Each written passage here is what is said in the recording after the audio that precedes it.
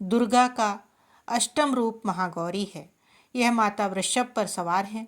जय माता दी। आप सभी को अभिनंदन है आपका हमारे यूट्यूब चैनल पर। सनातन संस्कृति की बातों के मध्य आज हम जानेंगे धार्मिक शास्त्रों के अनुसार देवी मंगला आदिशक्ति गौरी का ही मंगल स्वरूप हैं। यानी इस स्वरूप में गौरी माता अपने भक्तों का मंगल ही मंगल करती हैं। माता गौरी का यह मंगलकारी स्वरूप सिंदूरी आभा लिए हुए तथा इसका संबंध मंगल ग्रह और महिलाओं के अखंड सौभाग्य से है। माता मंगला गौरी सुहाग और गृहस्थ सुख की देवी मानी जाती हैं। इस दिन देवी पार्वती के गौरी स्वरूप की पूजा होती है। यह माता का 8वां स्वरूप है। इन्हें अष्टमी की देवी भी कहा जाता है। दुर्गा का अष्टम रूप महागौरी है।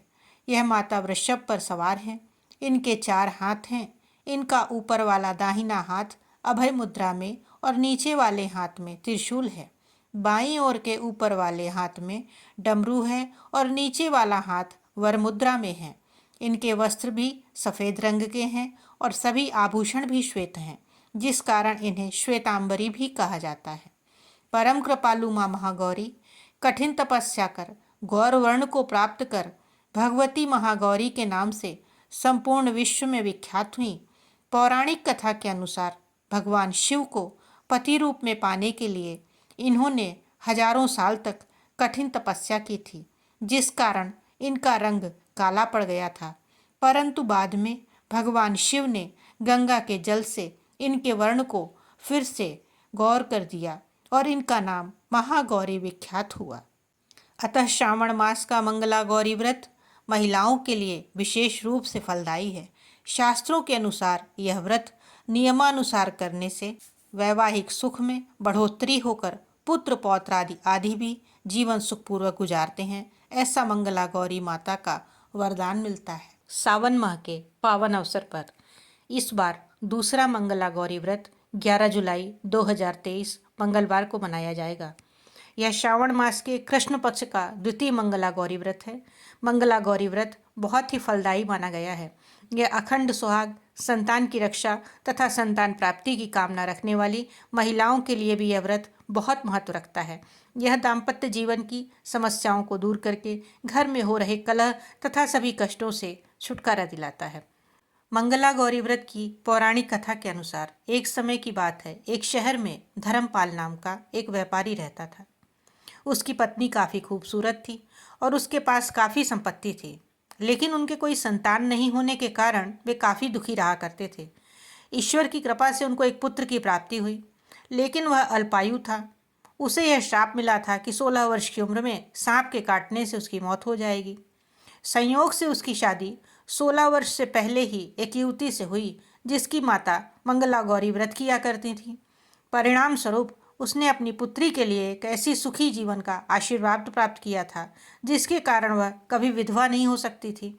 अतः अपनी माता के इसी व्रत के प्रताप से धर्मपाल की बहू को अखंड सौभाग्य की प्राप्ति हुई। इस वजह से धर्मपाल के पुत्र ने 100 साल की लंबी आयु प्राप्त की। तभी से यह मंगला गौरी व्रत की शुरुआत मानी गई है। इस कारण से सभी नवविवाहित महिलाएं इस पूजा को करती हैं तथा गौरी व्रत का पालन करती हैं और अपने लिए एक लंबी, सुखी तथा स्थायी वैवाहिक जीवन की कामना करती हैं। जो महिला उपवास का पालन नहीं कर सकती, वे भी कम से कम पूजा तो करती ही हैं। इस कथा को सुनने के बाद विवाहित महिला अपनी सास तथा ननद को 16 लड्डू देती है। इसके बाद वे यही प्रसाद ब्राह्मण को भी देती हैं। इस विधि को पूरा करने के बाद व्रती 16 बाती वाले दिए से देवी की आरती करती हैं। व्रत के दूसरे दिन बुधवार को देवी मंगला गौरी की प्रतिमा को नदी या पोखर में विसर्जित कर दिया जाता है। अंत में माँ गौरी के सामने हाथ जोड़कर अपने समस्त अपराधों के लिए एवं पूजा में हुई भूल चूक के लिए क्षमा मांगी जाती है। ध्यान मंत्र: नमो देव्यै महादेव्यै शिवाय सततम नमः।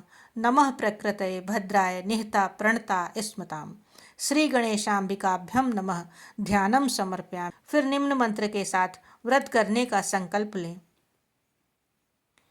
मम पुत्रा पौत्रा सौभाग्य वृद्धये श्री मंगला गौरी प्रीत्यर्थम 5 वर्ष पर्यंतम मंगला गौरी व्रतम करिष्ये, अर्थात मैं अपने पति, पुत्र, पौत्रों, उनकी सौभाग्य वृद्धि एवं मंगला गौरी की कृपा प्राप्ति के लिए इस व्रत को करने का संकल्प लेती हूँ। तत्पश्चात मंगला गौरी के चित्र या प्रतिमा को एक चौकी पर सफ़ेद फिर लाल वस्त्र बिछाकर स्थापित किया जाता है। प्रतिमा के सामने एक घी का दीपक आटे से बनाया हुआ जलाएं। दीपक ऐसा हो जिसमें 16 बत्तियां लगाई जा सकें। माता के पूजन के पश्चात उनको सभी वस्तुएं 16 की संख्या में होनी चाहिए। 16 मालाएं, लौंग, सुपारी, इलायची, फल, पान, लड्डू, सुहाग की सामग्री, 16 चूड़ियाँ तथा मिठाई अर्पण करें। इसके अलावा 5 प्रकार के सूखे मेवे, 7 प्रकार के अनाज धान्य जिसमें गेहूँ, उड़द, मूंग, चना, जौ, चावल और मसूर आदि चढ़ाएं। पूजन के बाद मंगला गौरी की कथा सुनी जाती है।